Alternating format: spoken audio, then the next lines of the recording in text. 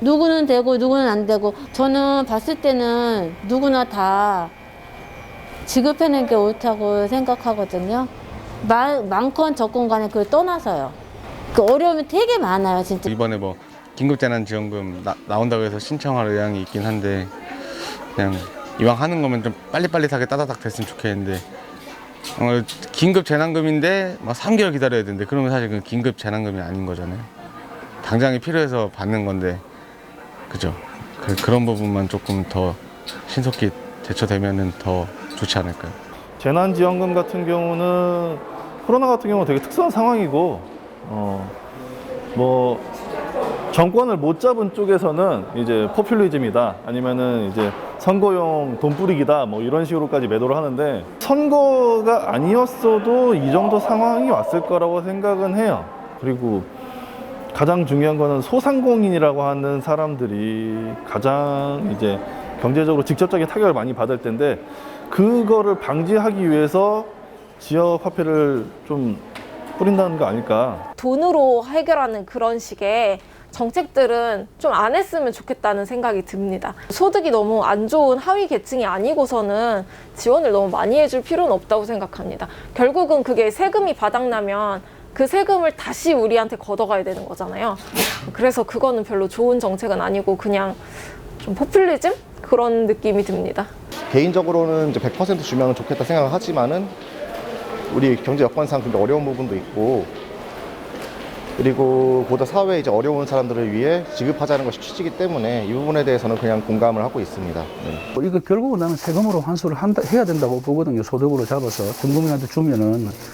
그러면 면세하는 사람들이 우리나라에서 굉장히 많으니까 그분들은 실질적으로 다 도움이 되고, 그분들이 소비를 함으로 인해 가지고 생산 유발 효과라는 게 있잖아요.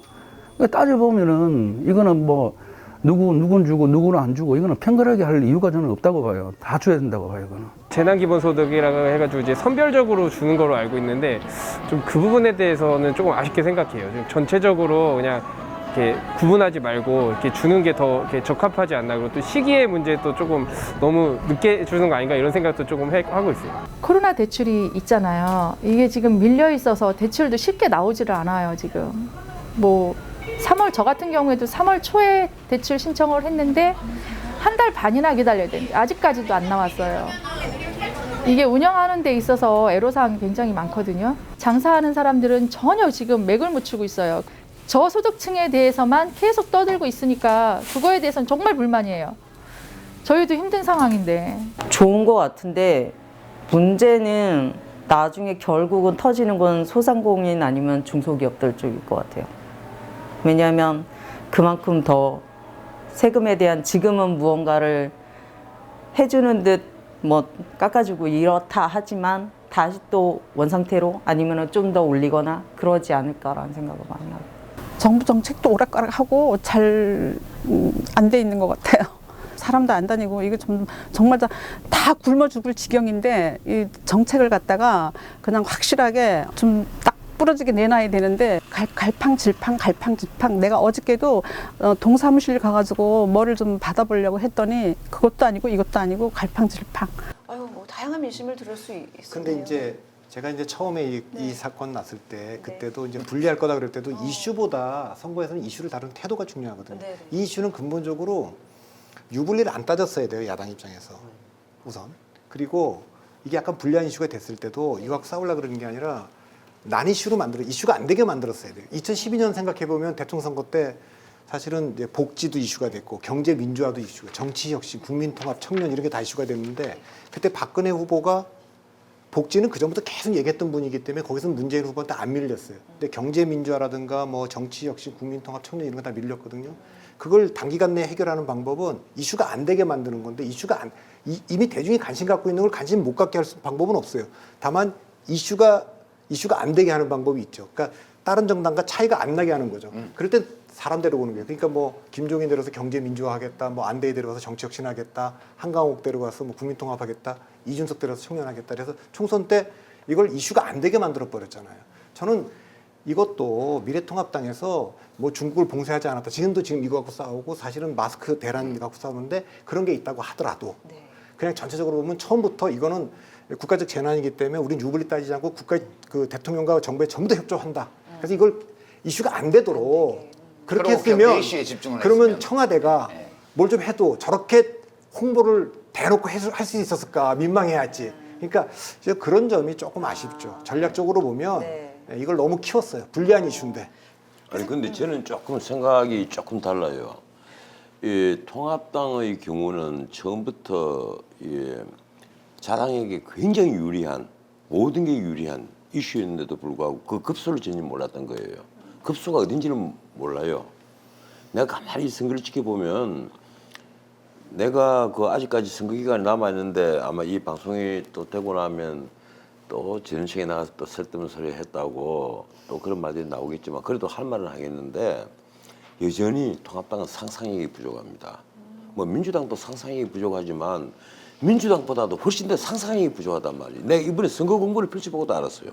선거 공부를 보면서 이렇게 상상력이 부족한 정당이 있느냐. 정말 한심하다는 느낌이 들어요. 진짜 똑같은 돈을 들이고 한 디자인인데도 기가 막히는 거야. 그냥 아주 그 어물한 얼굴들 쭉 나이를 놓은 그런 공보, 선거 공보 이거는 뭘 하겠다는 거예요. 그 수많은 종이 뭉치에서 관심을 끌지는 못하는데 나 그걸 보면서 아 이게 역시 이런 경제 폭망에도 정확한 핵심을 못 짚고 급소를 정확히 공개하지 못한다. 그 말은 뭔가 하면요. 어떤 의미에서는 아직까지 대중 친화적이지 못하다는 얘기예요. 대중 친화적이라면 급소를 압니다. 뭐가 핵심인지를. 나는 김종인 선생이 와서 처음에 몇 번 이슈를 작은 이슈를 만들어내고 할 때 아, 드디어 급소를 아는 분이 왔으니까 좀 바뀌겠지 했는데 물론 모르겠어요. 아직까지 6일이 남았으니까 이 지금 녹화일 기준으로 6일이 남았으니까 내일 모레 어떤 또 이슈가 나올지는 모르겠는데 사실은 이 기간은 굉장히 긴 기간이거든요. 선거는 하루 이틀 만에 선거의 바람이 바뀔 수가 있습니다. 나는 가령 노무현 대통령이 당선됐던 그 선거는 마지막에 정몽준 그 의원이 갑자기 이 판을 깨면서 노무현 대통령에게 급격하게 기울었다고 봐요. 그 선거는. 그래서 그 대문 앞에 가서 이 정몽준 의원을 만나려고 애를 쓰는 그 모습이 전 국민에게 방송이 되었을 때 문자 그대로 노무현 표는 완전 결집이 되어버렸단 말이에요.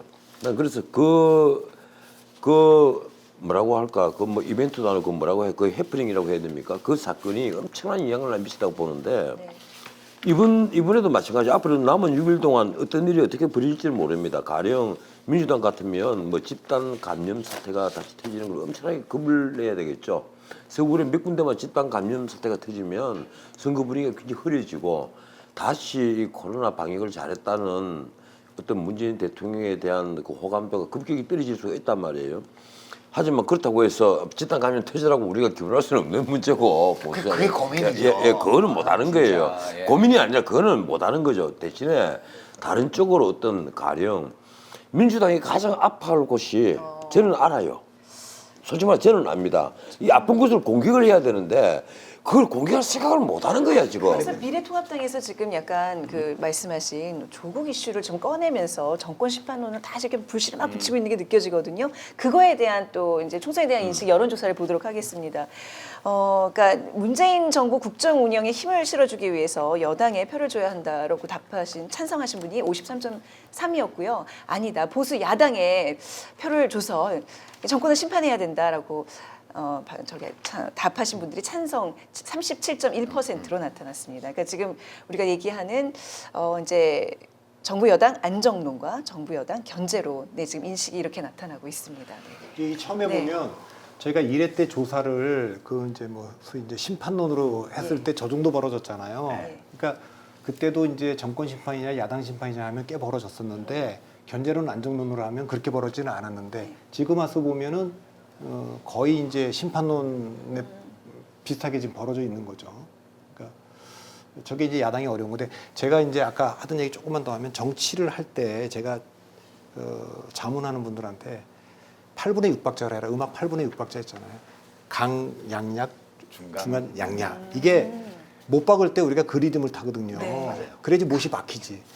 못 박을 때 강강강 하면 이게 튕겨서 나가고 다친다고. 그러니까 정치 투쟁이라는 게 어떨 때는 져주고 어떨 땐 동조해주고 아 그건 다 가져가라고 하고 아 그렇지만 이거는 우리가 분명히 말하겠다 이렇게 할 때 효과가 있는데 계속 반대를 하면 예측이 되거든요. 지금 다 야당이. 그러니까 이 코로나19나 뭐 이런 어떤 이슈는 그거는 우리가 이거 유불리 말고 이건 다 그냥 가져가셔라. 대통령 몫을 가져가셔라. 이렇게 해도 국민들이 다 보고 평가해요. 그렇지. 모든 걸 청와대 제가 청와대 비판할 때 작년이나 작년에 뭐 일일이 청와대가 나와서 반박하는 거예요. 매일 반박해. 그래서 반박 강박증 있는 거 아니냐. 어떤 건 나와서 잘못한 게 있으면 인정도 하고 사과도 하고 책임도 좀 지고 이래야지. 그건 이래서 저렇다 저렇다. 야당도 마찬가지예요. 모든 걸 다 우리가 반대하려 그러면 어떤 건 그냥 넘어가주고 또 상대방이 분명히 잘못한 거지만 아 그럼 우리 이해한다 넘어가자 이렇게도 해주고 그래도 이기는 거거든요. 아 그게 모든 걸 다 잘못하면 어떡해.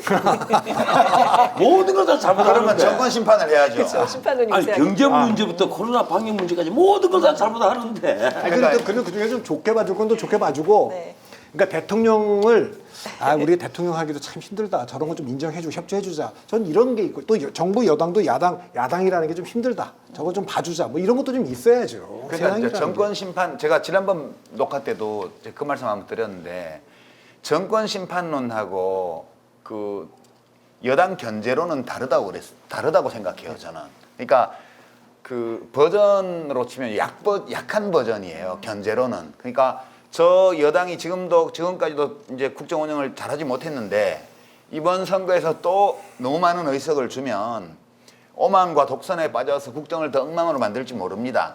그러니 우리 야당에게도 어느 정도 그 견제할 수 있고 비판할 수 있고 감시할 수 있는 그런 정도의 힘은 주셔야 됩니다. 이거하고 문정권 나라 망했으니까 심판하자고는 굉장히 거리가 있는 거거든요. 근데 지금 보수 야당이 정권 심판론을 지속적으로 1년 넘게 펼쳐왔어요. 그 결과가 뭐냐면 이 국민들의 판단이거든요.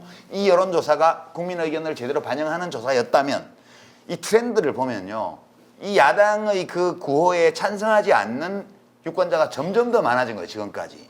그리고 좀 이따 우리가 보게 되겠지만 정당 지지율도 마찬가지의 그래프를 보이고 있어요. 저는 누가 옳고 누가 그런지는 모르죠. 우리 인간은 진짜 확정적인 진리를 알 수는 없으니까요. 근데 선거라는 건 기본적으로 마케팅과 비슷해서 시민들이 인식하고 인지하고 원하는 걸 해주는 경쟁이잖아요. 유권자들의 호감을 사기 위해서 그 싸우는 거지 싸우는 것 자체가 목적은 아니잖아요. 근데 보면 저는 야당이 기본 흐름을 놓쳤다. 민심을 못 읽었다 그렇게 봐요. 아니 근데 가장 감안을 하나 해야 될 게 이제 이런 문제입니다. 우리나라는 아직은 이 명망과 민주주의에 머물러 있어요. 가령 이 안철수 그 대표가 처음 정치를 한다 했을 때 이 구름같이 뭐 법조인 또 몇백 명, 언론인 또 전인지 포함해서 몇백 명, 교수도 뭐 1000명 이상 와 모이든단 말이에요 캠프에. 그리고 대선 후보 캠프에 가보면 다 그렇습니다. 유력 대선 후보 캠프에는 언론인 500명, 법조인 500명, 교수 2000명이 딱 정해진 그거예요. 숫자예요.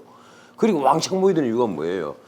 안철수 캠프에 모이던 사람이 안철수 후보의 정책을 아무도 몰라요. 왜냐하면 안철수 후보 얘기를 안 했는데 그때까지 어느 정책도 얘기를 안 했어요. 새 정치 하겠다는 말밖에 안 했습니다. 헌 정치가 얼마나 싫었으면 그 새 정치 하겠다는데 다 몰려갔겠습니까? 근데 그게 아니란 말이에요. 사실은 명망과 밑으로 가서 줄을 잡기 위해서 다 간 거예요. 거기는 뭐 문재인 정부의 초대 정치실장을 했던 장하성 교수부터 온갖 분들이 다 갔잖아요. 근데 마찬가지로 가령 지금 그렇습니다. 아직도 명망과 정치를 하니까 황교안 대표가 잘났나 못났나 지금 통합당의 당대표란 말이에요. 한국당 시절부터 당대표를 하고 있거든요.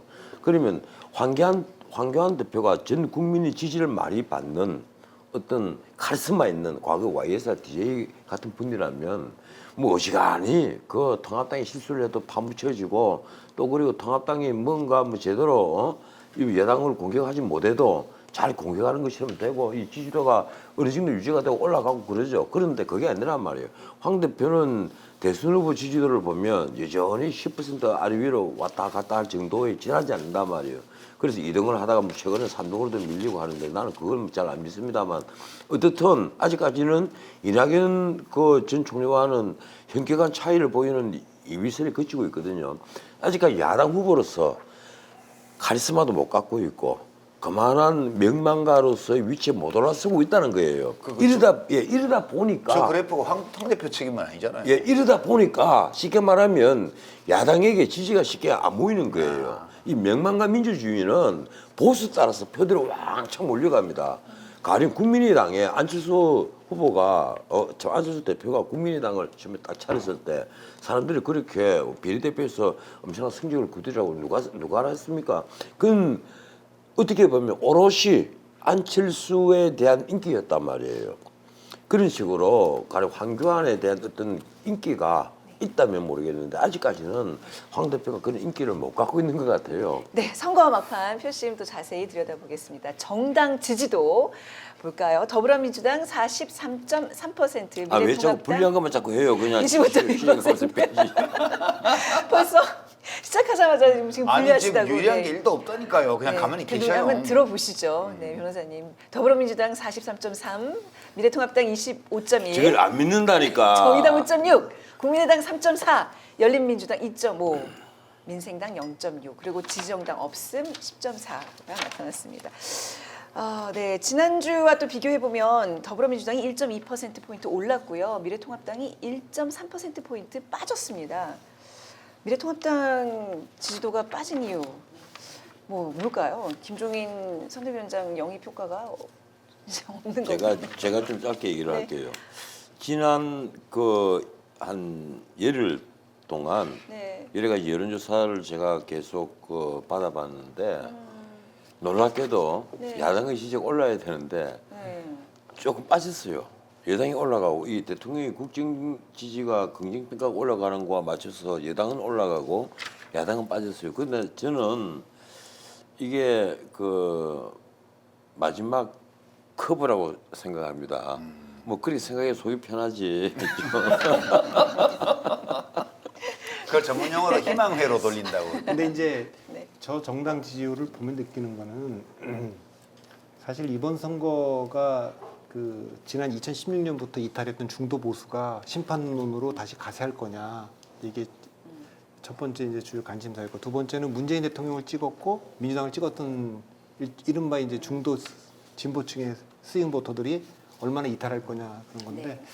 최근에 저 지지율 추이를 보고 보면 이탈했던 중도 진보층이 다시 민주당으로 회귀해 버리는 느낌이 있고, 그거는 미래통합당과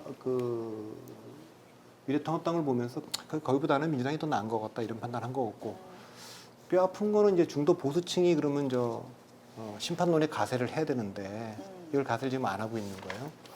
그러니까 심판론이 아까도 말씀드린 작동하려면 대통령 부정평가 한 60%에 가까울 정도로 가야 되고, 야당이 말씀하신 대로 강한 야당 대권 주자가 상징적이죠. 정권을 찾아올 수 있을 거다.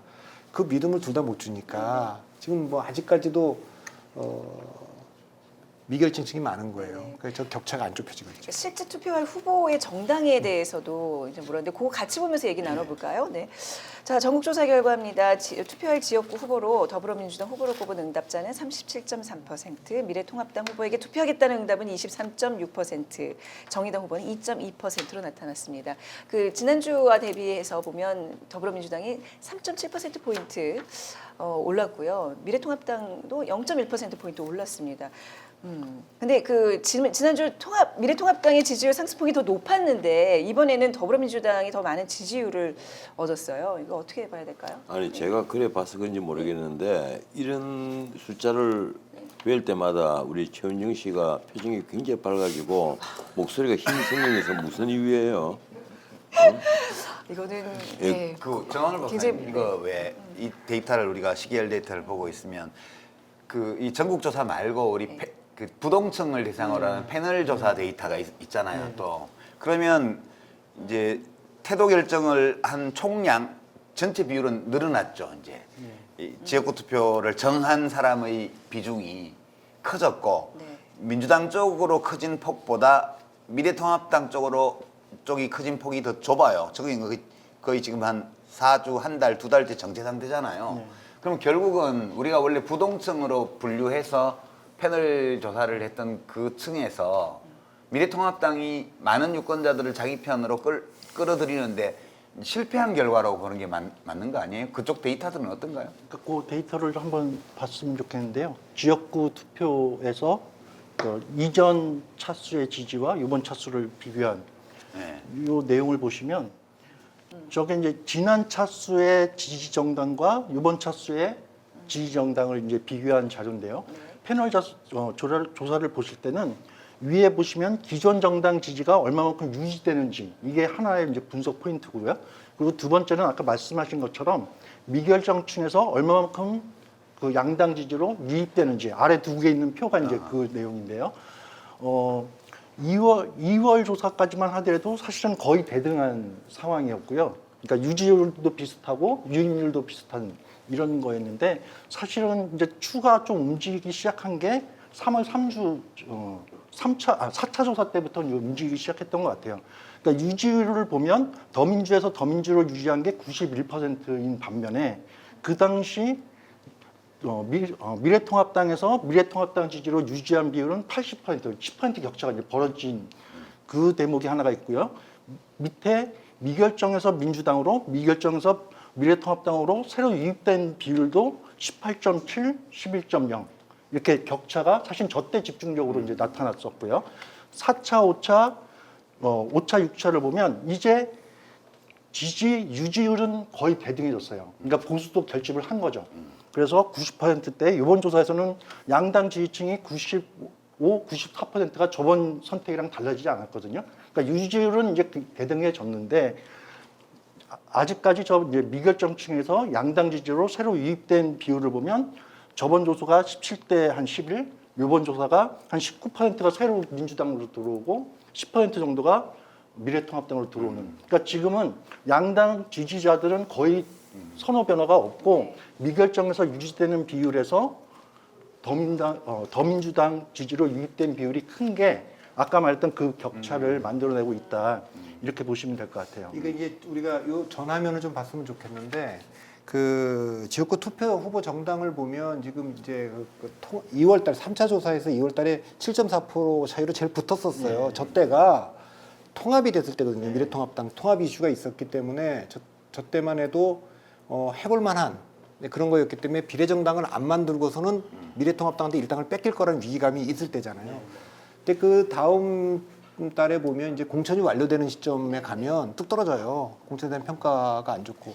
그래서 미래통합당의 지지율은 큰 변화가 없는데 계속 더불어민주당 지지율은 계속 상승했던 건 그 떠났던 중도 진보층들은 다시 저기로 가고 있는데 중도 보수는 지금 아직 안 돌아오고 있는 거예요. 심판론에 가세하고 있지 않은 거예요. 그러니까 그만큼 미래통합당의 선거 전략 캠페인에서 그 사람들이 그 투표장에 나오게 하거나 심판론에 가세할 만큼 강력하게 뭘 유인할 수 있는 걸 못 보여준 거죠, 지금 전혀. 그런데 저는 이만한 격차가 절대 나지 않는다는 것은 확실합니다. 왜 그런가 하면 지금까지 선거 직전에 한 그 여야의 그 지지도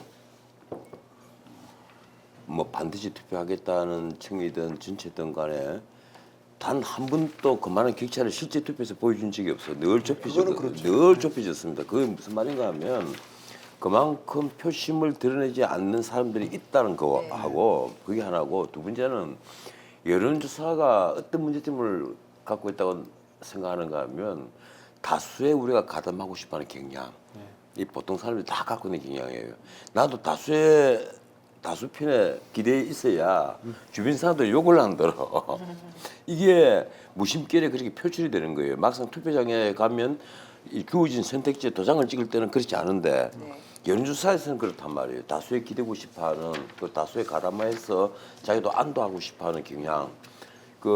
그래서 나오는 유명한 말이 있잖아요. 레프 톨스토이가 한 말이 있잖아요. 소수가 늘 옳다. 소수가 늘 옳은 거야. 아니 소수가 늘 옳은 거예요. 선거에서는 소수는 옳지 않은 거예요. 선거는 이겨야 돼요. 그래서 이게 이제 다수결의 그 뭐랄까 부조리함이랄까. 아니 변호사님 말씀하신 것 말씀대로 2018년 지방선거와 2010년 총선을 보면 부동층, 미결층층이 마지막에 어디로 갔느냐 보면 야당으로 많이 갔어요. 그래서 격차가 확 줄어들죠. 그거는 이제 그러니까 지금 나오는 조사들 중에는 여전히 그 미래통합당으로 갈 표가 있다. 그렇게 보는 게 합리적인 그 추측이죠. 그렇죠. 아니 실제 지금 그 여론조사에서도 그 나타납니다. 이 미결정층이 갤럽은 지금 22%인데 아까도 말씀드렸지만 엠브레인 같은 경우는 미결정층 무당층이 훨씬 높아요. 네. 거의 예 3월 달에 한 조사가 45% 가까이 이르렀으니까. 그런데 이 무당층 안에 가령 그 문재인 대통령을 지지하느냐 반대하느냐 긍정평가하느냐 부정평가하느냐 보면 1대 2.5 정도로 부정적 평가가 훨씬 더 많습니다. 그래서 통합당으로서는 지금이라도 이 무당층을 부정적인 그 생각을 갖고 있는 무당층을 투표장으로 얼마나 끌고 가느냐에 따라서 승부가 바뀔 수가 있는 거예요. 저희 여론조사 결과가 지금 부동층이 27.6으로 예. 지난번에 비해서 4.7%포인트가 빠졌는데 예. 여전히 이 정도면 굉장히 높은 수준인 거죠? 아니요, 그렇게 높은 수준은 아니에요. 아니고요. 지금 우리 이 조사는 이제 전국 조사 5천 샘플이 있고 그다음에 우리 패널 데이터가 있잖아요. 그게 상충되면 우리가 이 데이터를 좀 의심해봐야 되는데 지금 패널 데이터 아까 살펴본 거랑 그냥 전국 조사랑 거의 서로 이제 맞아 들어가는 거잖아요. 근데 아직도 미결정층이 4분의 1 넘어요. 근데 이제 미결정층의 이제 흐름을 예측하려면 트렌드를 봐야 되는데 트렌드를 이게 어떤 계기가 있어서 결집할 수는 있죠 막판에. 지금 이 조사는 선거 열흘 전 조사예요. 그러면 앞으로 남은 열흘 동안에 이 트렌드가 꺾일 만한 변수가 생길 것이냐 그 문제인데 오히려 미래통합당 쪽의 악재가 더 많이 일어나고 있는 게 지금 상황입니다. 그 악재 중에 하나가 바로 그 설화, 말 이런 거 말씀하시는 거죠? 네, 그런 것도 있고. 요 얘기 좀 한번 하고 가죠. 지금 가볍게 최근에 하죠, 아니 근데 어떻게 자꾸 나쁜 뉴스만 그렇게 그 얼굴 표정이 확 밝아지면서 자꾸 하고 싶어요? 아닙니다. 그 설화는 지금 뭐 미래통합당뿐만 아니라 그렇죠. 더불어민주당에서도 지금 나타나고 있는 설화도 네. 진짜 설화는 이 민주당에서 만들어냈는데 그걸 통합당에서 설화로 못 만들고 쉽게 말하면 설화 정도가 아니에요. 이건 정계 은퇴 수준의 정말 막말을 한 거예요. 부산 그 말씀하시는 아니죠. 윤호중 사무총장 부산에 그 이해찬 대표가 한 말은 그 진위가 다른 데 있으니까 난 그런 것에서 나 다 이해를 합니다. 우리는 이 말을 했을 때 진위가 어디 있냐를 살펴야죠. 가령 김대호 후보라든가 차명인 후보라든가 무슨 말을 해서 지금 구설수에 올랐단 말이에요. 그러면 이 사람이 말한 진위가 어디 있느냐. 이 정말 폄하하려고 한 말이냐 아니냐라든지 이 문제를 따져야죠. 그래서 나는 가령 김대호 후보 같으면 이건 노인을 폄하하기 위한 발언은 절대 아니었다. 본인이 노인 공경반이라고 얘기를 할 정도로 내가 보더라도 나이가 들면 누구나 귀가 어둡고 눈이 어두워져. 그것도 하는 장애야. 아, 왜 안경을 끼고 왜 돋보를 끼고 왜 보청기를 낍니까? 그리고 지하철에 왜 경로석이 왜 있어? 그럼 지하철에 경로석이 아니고 그게 노인 폐만석이에요? 아니잖아요. 노인들이 나 누구나 누구나 몸이 그 젊은 시절처럼 그렇게 활기차지 않단 말이에요. 움직이는데 좀 어렵거든. 그러니까 경로석이 있는 거예요. 그 경로석 같은 걸 만들자고 한다고 해서 그럼 노인 폄하하자는 얘기입니까? 아니잖아요. 그래서 내가 보기에는 김대호 후보가 두 번째 했던 말 이런 것은 나는 통합당에서 좀 오버센스했다고 봐. 그리고 그런데 윤호중 사무총장이 상대 당에 총괄선대위원장을 두고 정신병자로 몰아가고 그래서 정상으로 돌아와야 된다고 한 말은 이건 정계 은퇴 수준의 말이에요. 난 이런 막말은 지금 거꾸로 통합당에서 아무도 문제 삼지 않아. 아무도 문제를 안 삼아요. 다만 흥분을 해서 반박만 해서 사과해라. 사과해라. 이 말 사퇴하고 사과해라. 사퇴가 아니라 정계에서 은퇴해야 될 수준의 얘기예요. 이건 굉장히 중요한 말. 나는 이게 예를 따라서 하는 말입니다. 이건 정치판에도 기본적인 예의가 있는 것인데 어떻게 상대 총괄선대 본부장을 그냥 뭐 경제학 원론을 읽은 대학교 2학년 수준이다. 대학교 2학년을 그 폄하하는 거지. 그래 됩니까? 경제학 원론 이분은 철학과를 나왔잖아요. 자신은 경제학 원론도 안 읽은 것 같아. 이제 그런데 내가 한 말은 내가 하나씩 내가 요거 하나만 더 정리합시다. 상대당 총괄선대위원장을 정신병자다. 뭐 공식적으로 정신병자는 소리는 안 했어요. 정상이 아니다고 얘기를 했단 말이에요. 그래서 정상으로 돌아와라 그랬단 말이에요. 그러면 이런 말을 했다면요. 이건 그냥 인신모독이 아닙니다. 이건 정말 선거판에서 해서는 안 될 얘기예요. 나는 윤호중 사무총장은 정말 공식적으로 정계 은퇴해야 됩니다. 그리고 이런 문제로 삼지 못한다면 이건 통합당은요 야당 안 해야 돼요. 이거 뭐예요 이게?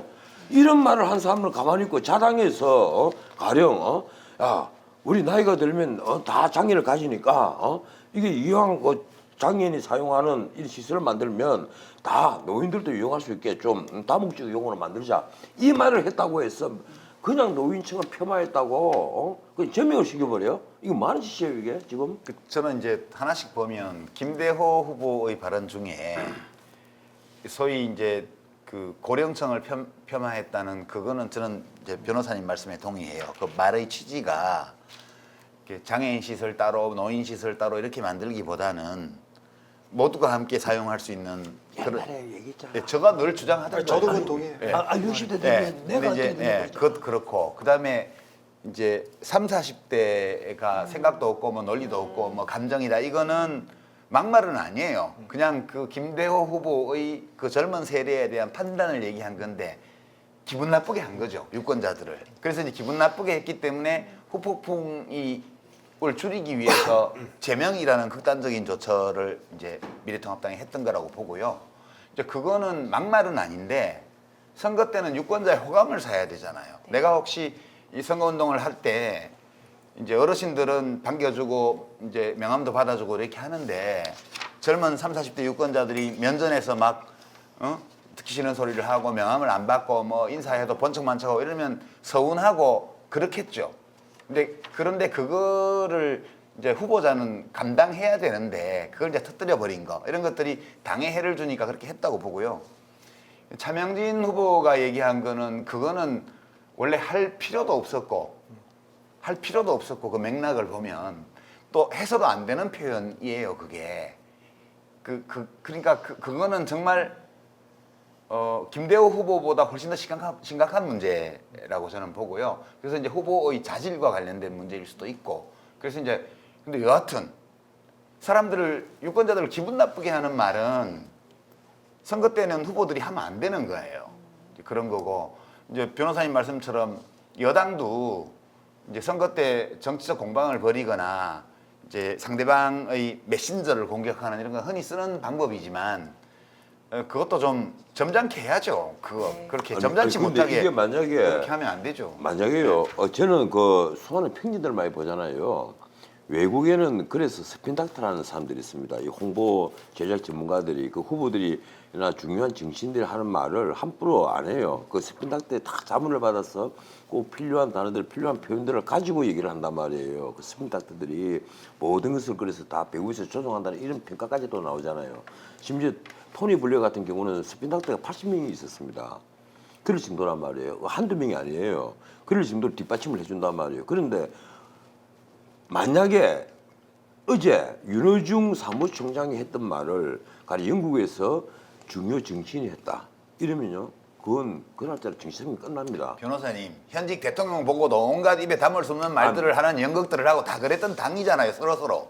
그러니까 뭐 그 정도 말 가지고 이게 무슨 선거에 그렇게 얼마나 영향을 미칠지는 저는 모르겠는데 미치죠. 미치는데 제가 기억했던 가장 큰 거는 2004년도에 당의장이 그만둔 적이 있잖아요. 정동영 당의장이 정동영 그 이제 노인 폄훼 발언이라 그래서 그 뭐 네. 진화를 그때 그분이 이제 어쨌든 그렇게 한 적이 있고 2012년에는 그 당시에 말한 것 같지는 않은데 김용민 후보가 과거에 했던 말이 문제가 된 적이 있어서 후보를 사퇴시키느냐 마느냐 가지고 조금 얘기인데 그렇죠. 네. 그 말은 정말 심각했는데 그 말은 뭔가 하면 그 미국에 있는 곤잘레스 라이스를 유영철을 스파해서 곤잘레스 라이스 미국 국무장관을 어떻게 해버리자. 내 참에 방송으로는 표현 못할 건데 그런데 이 말에 대해서 정말 내가 잘못했다. 나도 개인적으로 김용민 씨를 압니다만 내가 그때는 참 엄청난 말 실수를 했다. 이렇게 넘어간 것이 아니고 쉽게 말하면 웃자고 얘기하는데 무슨 죽자고 덤비드느냐 이런 식으로 대응을 한 거예요. 이러니까 엄청난 후폭풍이 왔단 말이에요. 그게 그렇고 이번에 가령 나는 그 김대호 후보를 나 정말 일면식도 없어요. 나 그분하고는 뭐 그분이 그 운동권에 있었다가 이쪽으로 넘어서 보수 후보가 된 분인데 이분이 가령 30대 40대가 정서적으로 집권한다. 논리가 없다. 얘기도 맞는 얘기잖아요. 깨놓고 보면. 하지만 아니 주류들이 보수에 대한 반감을 가지고 있는 것이 정서적 접근이라는 건 맞는 말이에요 사실은. 그런데 이걸 기분 나쁘게 얘기한 거야. 아까 말씀하신 대로 거대한 무지와 착각이다. 이런 표현을 써버린 그러면 안 거예요. 되고 상대를 무시하는 거잖아요. 그거는 무지와 착각에 의한 정서적 접근이 아니거든요. 경험을 하지 않은 왜 그런가 하면 우리 시대 때의 가난과 어떤 힘겨운 그 노력 이런 데 대한 경험을 전혀 하지 못한 입장에서는 정서적 접근밖에 불가능해요. 그 외에는 접근할 방법이 없어요. 사실 그거는 김대호 후보가 잘못 판단한 거예요. 그 어법이 뭐냐 하면 라떼는 말이야. 그 어법이에요. 그러니까 젊은 사람들이 지극히 싫어하는 어법을 쓴 거예요. 이제 제가 캠페인하는 사람이니까 아까 뭐 스핀닥터 말씀하셨는데 제가 그 일을 하니까 그 기준에서 보면 이제 이게 이런 거고 상대에게 분노하는 것은 대중들에게 용인돼요. 그렇죠. 근데 상대를 조롱하거나 경멸하는 거는 용인되지 않아요. 그렇죠. 네. 그러니까 같은 얘기를 하는데 굉장히 화를 내도 되고 심하게 해도 되는데 저 사람이 상당히 화가 났구나. 저 문제에 대해서 그냥 분노하는구나. 이거는 되는데 그 표현을 하는 과정에서 조롱 쪽이나 경멸 쪽으로 하는 거는 안 좋아요. 새겨 들어야 돼요. 네. 정치하는 분들이 새겨 들어야 돼. 이 말씀을. 그래 거대한 무지와 착각이다 하는 것은 조롱이거든 그게. 그렇죠. 뭐 무시란 말. 저도 옛날에 정치할 때 그런 잘못을 많이 그런 했어요. 표현 많이 했잖아. 네, 제가 알아요. 그대 때문에 알아요, 때문에 나온 게 백바지가 나왔잖아. 백바지와 난닝구가 왜 나온 건데? 변호사님, 제가 이렇게 그대는 우리 민주주의에 엄청난 해악을 끼치고 나오잖아. 백바지 난닝구 변호사님 만든 거 아니야. 제가 이렇게 자백을 하면 그거 괜찮아 이렇게 말씀을 해주셔야지. 지금 하지 말라고 하시잖아요 그거를. 그런데 나 진짜 분노하는 거야. 한국 민주주의가 잘 돌아가는 판에 갑자기 백바지론을 만들어냈다고. 그 반면에 반대편에 있는 사람은 도대체 난닝구가 돼본 거야. 그러니까 그럴 땐 위로를 해주시고 따뜻하게 위로가 필요한데. 네, 그렇게 하셔야지. 그야말로 괜찮아 다 지난 일인 걸 이렇게 해주셔야지. 맞아, 내가 웃자고 하는 소리야. 그야말로 이 시기는 떨어지는 낙엽도 조심해야 되는 정말 깜깜이 선거의 기간인데 이런 말실수가 선거 막판에 변수를 일으키고 있습니다. 근데 또 다른 변수 중에 하나가 바로 비례대표 이 투표 정당 얼마큼 나타날지가 지금 모두의 관심사 아닙니까? 한번 보겠습니다. 자, 전국조사에서는요. 미래통합당의 비례정당인 미래한국당에 투표하겠다는 응답이 20%, 더불어민주당의 비례정당인 더불어시민당은 19.7%, 열린민주당 7%, 정의당 6.9%, 국민의당 3.1% 순으로 나타났습니다. 미래한국당은 20.0%로 지난주와 똑같고 더불어시민당이 이제 2.4%포인트 상승했어요. 이게 격차가 좀 좁아지고 있는데요. 그리고 또 정의당의 지지율이 2% 올랐습니다. 네. 궁금하다. 이거 어떻게 해석하세요?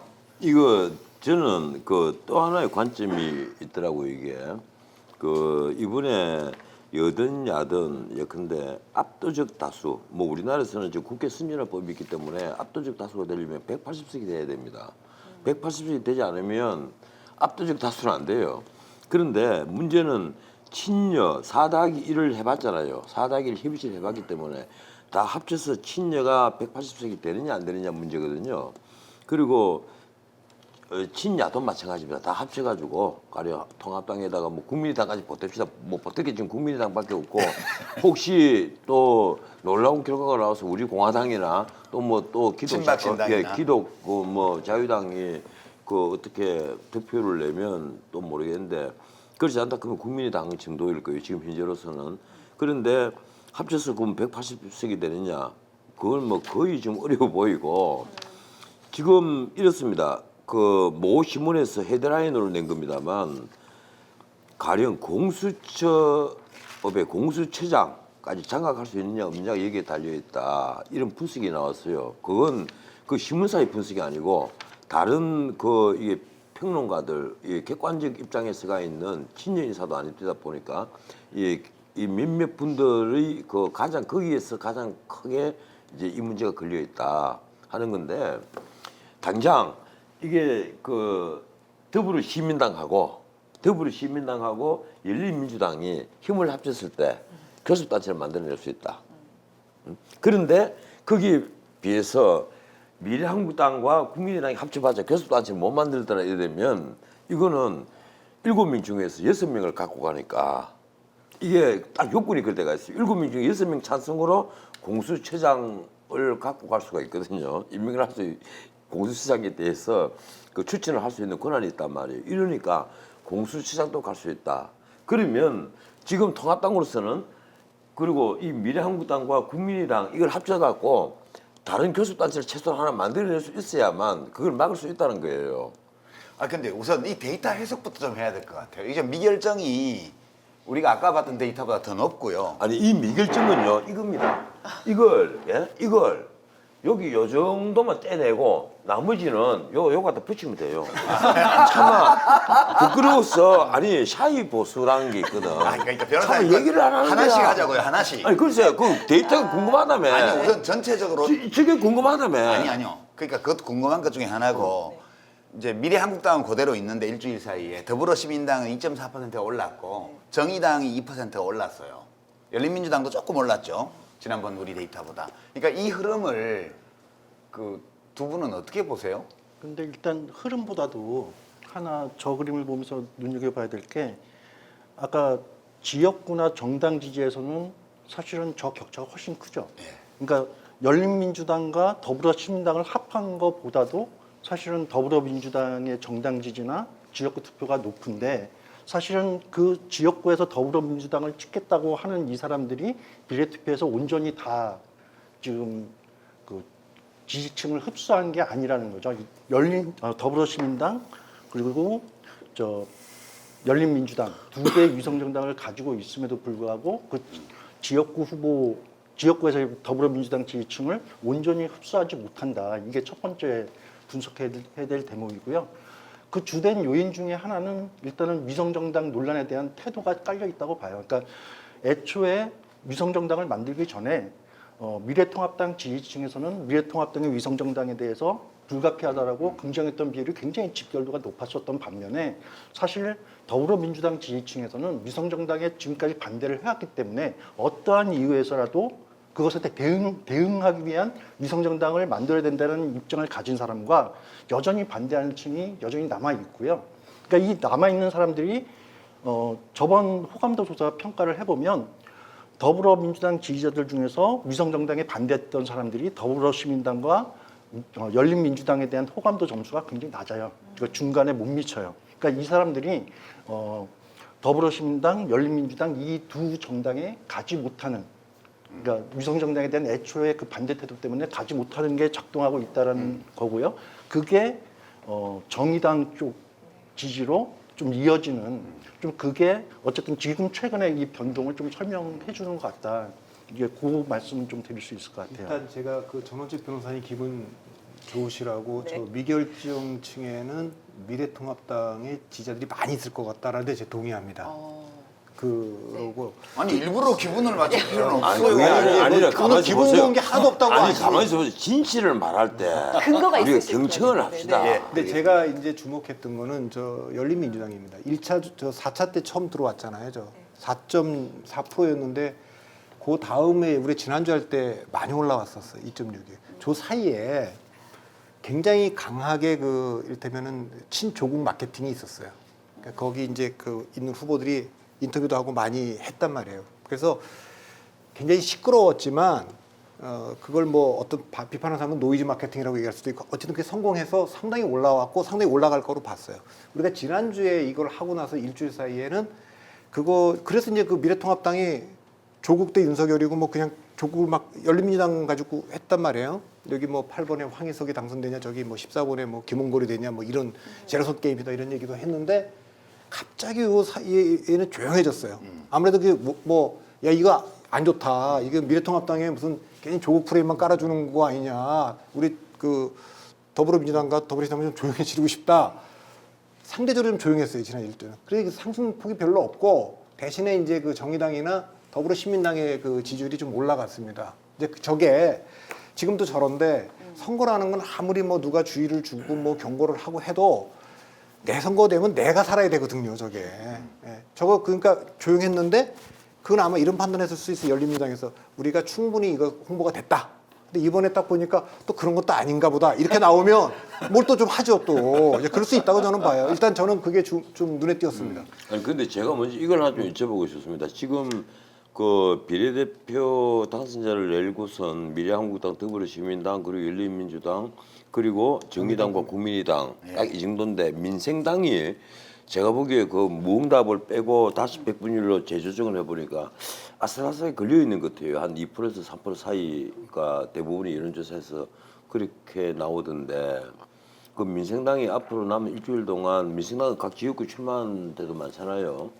그래서 민생당이 또 당선자를 내면 설령 정당 투표에서 어느 정도 득표를 한다 하더라도 찾아갈 이게 50% 연동제니까 찾아갈 국회의원 한 명 있을까 말까 하더라고. 지금 3% 정도 내 본들. 그런데도 3%를 넘을 것 같아요, 안 넘을 것 같아요, 두 분에게는. 아, 그건 좀 뭐 유보하겠습니다. 그것도 이제 관심사고요. 저는 이제 지난주에 우리가 이 문제 다뤘어요. 근데 지난주하고 비교를 해보면 미래한국당은 그 자리에 있고요. 일주일 사이에. 그다음에 열린민주당은 살짝 올랐고요. 더불어시민당이 2.4% 꽤 많이 올랐어요. 그리고 정의당 2% 올랐죠. 이제 이것이 하나의 트렌드라고 가정을 하면 무엇이 저걸 저렇게 움직였을까? 아, 트렌드가 아니라니까. 두 가지 이제 일주일 사이에 있었던 일. 하나는 저 더불어시민당이 저렇게 뚝 떨어진 거는 여론조사 기법 변화와도 관계가 있어요. 처음에는 민주당이 뭐 등등과 만든 비례연합정당, 더불어민주당 이렇게 문항에 넣었다가 그걸 딱 빼버리니까 이 인지도가 부족해요, 더불어시민당은. 그래서 팍 떨어진 거거든요. 그랬다가 민주당 쪽에서 캠페인을 세게 했어요. 그 열린민주당하고 거리를 유지를 하면서 이제 특히 이해찬 대표는 후보가 아니기 때문에 맘 놓고 이제 더불어시민당 운동을 해준 거예요. 그쪽도 홍보를 강화했고요. 저는 더불어시민당이 더 오르리라고 봐요. 그래서 지난주에도 제가 그렇게 예측했는데 자유한국당하고 더불어시민당이 자유한국당이 아니라 미래한국당하고 저기 잘못됐다. 미래한국당하고 더불어시민당의 지지율이 비례득표율이 거의 비슷하게 나오리라고 봐요. 그렇게 보고요. 그다음에 이제 열린민주당은 저거보다는 좀 더 올라갈 거라고 보고요. 끝에 가면 왜냐하면 저 미결정층에 아직도 태조 결정 못한 사람들이 많아요. 저 열린민주당하고 더불어시민당 사이에. 그래서 더 가리라고 보고요. 정의당이 왜 오르냐 하면 여론조사 때문이에요. 지금 이제 선거구별 여론조사가 정당 지지율 말고 전국 평균 선거구별 여론조사가 쫙 나오는데 수도권에서 민주당의 강세가 적어도 여론조사가 전반적으로 맞다면 두드러지고요. 그 다음에 충청 지역에 그 원래 이제 미래통합당이 우세한 걸로 돼 있던 데가 접전지로 변하는 데들이 지금 여론조사에 많이 나왔고요. 요 최근에. 그 다음에 부산하고 이쪽 낙동강 벨트 경남 지역, 경남 그 동부 지역이요. 이쪽도 지고 있던 데들이 접전으로 변화가 되는 데들이 늘어났어요. 그렇게 되면서 민주당 쪽의 이제 이야기도 130석은 무난한 것 같고 플러스 알파를 위해서 노력 중이다. 이렇게 나오니까 선거 판세가 보니까 지역구 선거에서 민주당이 훨씬 유리한 것 같다. 이렇게 여유가 생겼어요. 이 비례 1당을 만들기 위해서 비례도 더불어시민당을 주겠다 하던 사람들 중에 가만히 보니까 그렇게까지 안 해도 될 것 같아.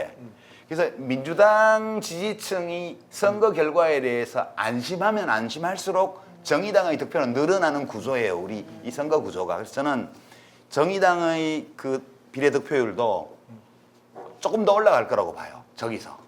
이게 제가 보는 두 가지 변수. 근데 뭐 한 가지만 추가를 하자면 저 미결정층이 이제 조금 투표로 더 들어오면서 기존 정당들의 지지율이 올라가겠죠. 올라가는데 올라가는 폭이 균등하지는 않은 것 같아요. 그러니까 지금까지의 과정들을 보면 아무래도 큰 정당 쪽이 조금 더 이득을 보고 좀 군소 정당들은 나중에 실제 투표율을 놓고 보면 조금 이제 좀 뭐라 해야 되나 디스카운트 이게 좀 생기는 그 점은 있을 것 같고요. 아까 전 변호사님 말씀하신 그 미결정층 혹은 부동층에 보수 성향이 숨어 있다라는 말씀에 대해서 저는 동의를 해요. 근데 저는 그걸 숨어 있다라고 생각하지는 않고요.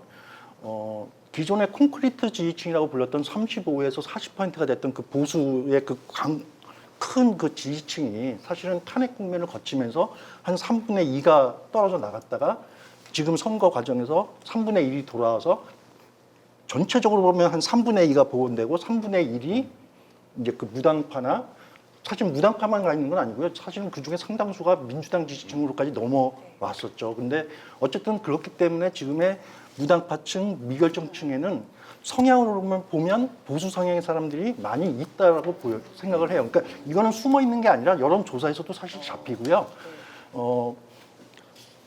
보수층의 정당 지지를 보면 이거는 저는 굉장히 중요한 20표 논란보다 훨씬 중요한 대목이라고 생각을 하는데 보수층 중에서 지금 미래통합당 지지로 복귀를 한 보수층과 아직도 미래통합당 지지로 돌아가지 못하고 부동층으로 남아있는 이 스윙 보수층, 이 두 층이 얼마만큼 동질적인가가 이후 선거 막판에 이 사람들이 다시 들어올 거냐 말 거냐를 결정을 할 텐데 표가 지금 있는지 모르겠지만 이 미래통합당 지지로 잔류한 이 보수층에서는 정권 심판론에 대한 동의가 89%예요. 그런데 아직 기타 정당이나 무당파로 남아있는 이 보수층 같은 경우는 정권 심판론에 대한 동의가 30%밖에 안 돼요. 굉장히 정권을 지금 바라보는 태도 자체가 이 보수 성향 사람들이 무당파에 많이 있기는 하지만 이 사람들이 정권 심판론에 대해서 동조를 지금 하지 못하고 있는 이 조건, 사실은 이 사람들을 어떻게 이제 자기 지지층으로 이끌어낼 건가를 타겟팅을 하는 게 저는 지금 보수 정당의 과제라고 생각을 하는데 자꾸 이게 숨어 있다고 생각하면 어디 숨어 있는지도 모르는 사람들을 대상으로 선거 운동을 할 수는 없기 때문에 저는 오히려 보수인데 아직도 부동층으로 남아있는 이 사람들을 대상으로 이 사람들이 왜 복귀를 하고 있지 못하는가에 대한 원인을 파악해서 그거에 대한 어떤 얘기를 해주는 게 저는 보수 정당의 미래통합당의 마지막 남은 과제이자 변수이다. 이렇게 말씀드리고 그 싶어요. 데이터를 다시 한번 봤으면 좋겠는데 저기 지금 국민의당이 지금 없잖아요. 그러니까 이번 조사에서 국민의당이 지금 3.1%예요. 조금 전에 결국 그 미래통합당을 지금 지지하고 근데 이제 아직까지 미래한국당을 다 지지하지 않는 분들 그리고 지금 미결정층 30% 아까 그 지역구 후보에는 27% 미결정층이 있는데 그 사람들은 미래한국당이 아무리 위성정당이든 자매정당이든 그대로 다 가지 않아요. 미래한국당의 그 공천한 후보들을 봤을 건데 이 중도 보수는 못마땅한 거죠 그게. 그 처음에는 뭐 전사를 뽑는다 그랬다가 다시 이제 뭐 한교안 키즈가 됐다고 이렇게 돼 있는 거에 불만이 있기 때문에 그 사람들은 만일에 투표장에 나오고 미래한국당을 찍지 않는다면 좀 국민의당을 찍을 그 사람이 상당히 있다고 보는 거예요. 그래서 저는 제가 지난번에 계속 얘기했지만 국민의당이 이보다 더 많이 올라가고 열린민주당 더 올라갈 수, 정의당도 올라갈 수 있다. 이게 지금 그 가능성은 있다고 봅니다. 그 통합당에 미래통합당에 대해서 불만이 대충 이런 거예요. 하나는 이제 공천 불만, 하나는 전략 불만, 하나는 박근혜 불만. 다 불만이네 뭐. 아니 글쎄 미래통합에 원래 보수였던 사람들이 지금 현재의 통합당에 2% 부족하다고 느끼고 있는 사람들이 이 중도층에 아니 무당층에 그대로 남아있단 말이에요. 완전히 돌아오지 않는 거예요. 열렬한 보수 지지가 안 된단 말이에요. 그건 쉽게 말하면 이제 공천뿐만이 있어요. 공천이 조금 그 사람들 만족하게 이루어졌으면 모르겠는데 공천은 지역구 공천 그리고 이제 비례대표 공천할 것 없이 전부 다 일종의 파문을 일으킬 정도 시끄러웠잖아요. 그 공직 불만이 있고 하나는 전략 불만이 이 전략 불만은 황교안의 리더십 불만이에요. 뭔가 카리스마 있게 자신들을 대변해서 해주지를 못한다, 내놓지를 못한다. 그리고 상대방이 급소를 찌르지 못한다는 불만이에요. 세 번째 불만은 비박 친박 문제가 해결이 안 되니까 과거에 박근혜를 열렬히 지지했던 사람 역시 박근혜가 잘못했다고 생각하는 사람들도 그중에 포함되어 있습니다. 왜 박근혜를 아직도 석방을 시키지 못하고 이 비박 친박 문제를 제대로 해결하지 못하느냐 하는 그 불만들이 그런데 가령 우리 공화당에 간다라든가 친박인데 친박 신당에 간다라든가 하긴 그거 가봤자 내 표가 4표가 될 건데 그러면서 이게 무당층으로 남아있는 표들이 있단 말이에요. 이런 표들에 대해서 이게 통합당이 지금 새로운 전략을 어떻게 만들 사실 시간적 이유는 없습니다. 없어요. 다만 끝났어요. 다만 그런데 하나 이게 기대를 걸 수 있다면 마지막 남은 기간 안에 그래도 유일한 보수 대안이라는 것을 보여준다면 그 표들이 어느 정도는 이제 투표장으로 갈 수 있다는 건데 과연 내가 보기에는 그렇습니다. 이게 이제 그 개입을 충분히 메꿀 것이야. 나는 네. 분명히 그 더불어민주당 거는 계속 내려올 거라고 봐요. 아, 이게 왜 그런가 하면요. 오늘 아침 신문이죠. 불과 2주 전에 양당이 더불어민주당이나 그 미래통합당이나 똑같이 130석 정도가 목표라고 얘기를 했는데 그 선대 본부에서 기자들에게. 그런데 지금 더불어민주당은 130석에서 139석까지 폭이 9석이 더 올라갔어요. 늘어났고 반면에 통합당은 123석에서 130석 사이 그리고 거꾸로 7석이 밑으로 아랫부분으로 더 가능성이 밑으로 내려왔단 말이에요. 그래서 그동안에 그것이 여론의 흐름 그리고 선거를 직접 해보는 사람들이 받는 느낌이잖아요. 네. 예, 그런 건데 이게 이제 앞으로 일주일 동안은 좀 바뀔 수 있다고 봅니다. 너무 그렇게 자꾸 급하게 재촉하지 말아요. 네. 네. 저희가 이제 1부 마무리하기 전에 그 하나만 더 보고 이제 1부 마무리하겠습니다.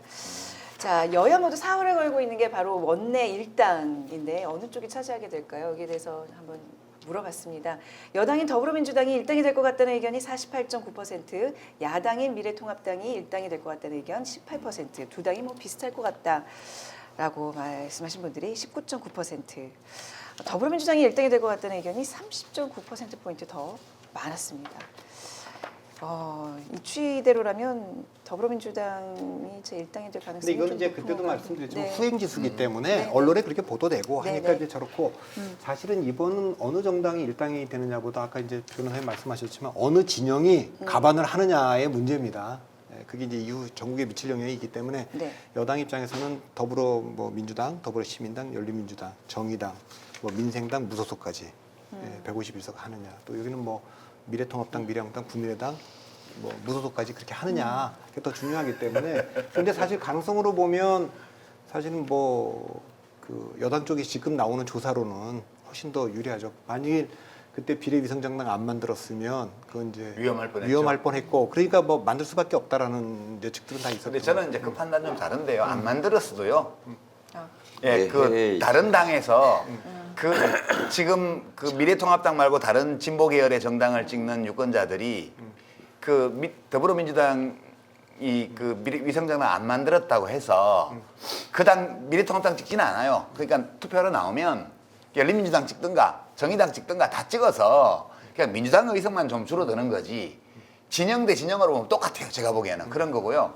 어느 진영이 이기냐 이거는 저는 이미 결판 났다고 봐요. 근데, 이거는 뭐 제가 마무리할게요. 이거는 어느 쪽이 더 다수 의석이 되냐 진영 대 진영으로 이건 이미 끝났다고 보고요. 저는 이 범여 또는 범진보 진영이 얼마만큼의 의석 총계를 낼 거냐 이제 그것만 지금 남은 상황이 아니냐 저는 사실 그렇게 봐요.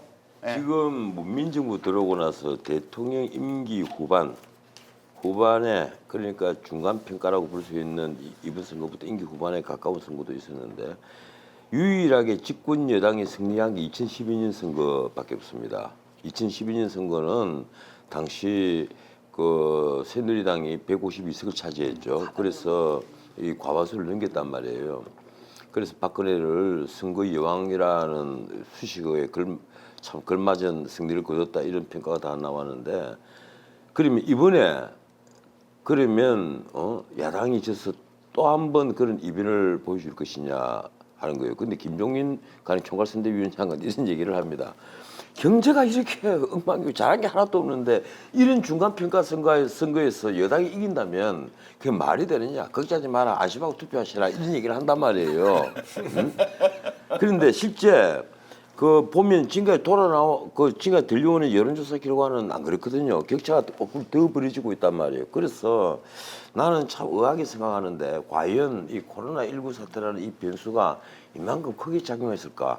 그거 아니고는 가령 문재인 대통령의 이 문재인 정부의 경제가 갑자기 뭐 무역이 잘 됐다라든가 뭐 투자가 확 일어났다라든가 일자리가 확 늘어났다라든가 이런 어떤 상황 변경이 있으면 모르겠는데 전혀 그런 게 없고 더 악화가 됐잖아요.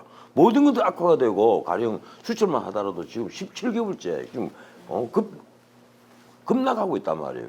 이러니까 투자, 소비, 생산 뭐 그다음 수출까지 뭐 소득까지 뭐 하나 할 것도 없이 전부 다 추락을 하고 있는데 이런 상황에서 여당이 이긴다고 하면 뭔가 야당이 되게 잘못했거나 그거예요. 야당이 아주 잘못했거나 그래서 정말 세간이 떠드는 말대로 정말 문 대통령은 야당 복은 타고났다 이런 말이 정말 정설이거나 아니면 코로나19가 정말 이 세상을 바꾼 엄청난 하나의 중요한 계기가 됐거나 둘 중에 하나예요. 코로나19 때문은 아닌 것 같고요. 제가 봤을 때 심판론이 작동하는 두 가지 조건 말씀드렸는데 개인적으로는 35대 55를 주로 보는 사람입니다. 그러니까 대통령의 긍정평가가 35% 밑으로 내려가고 부정평가가 55를 넘을 때 일단 첫 번째 조건을 만족한다. 제가 아까 뭐 한 60%에 가까워. 근데 이게 가장 근접한 게 문재인 정부는 조국 정국일 때예요. 갤럽 기준으로 40%가 처음으로 39가 나왔고 50% 중반대까지 갔어요, 부정평가가. 그게 가장 많이 간 겁니다. 근데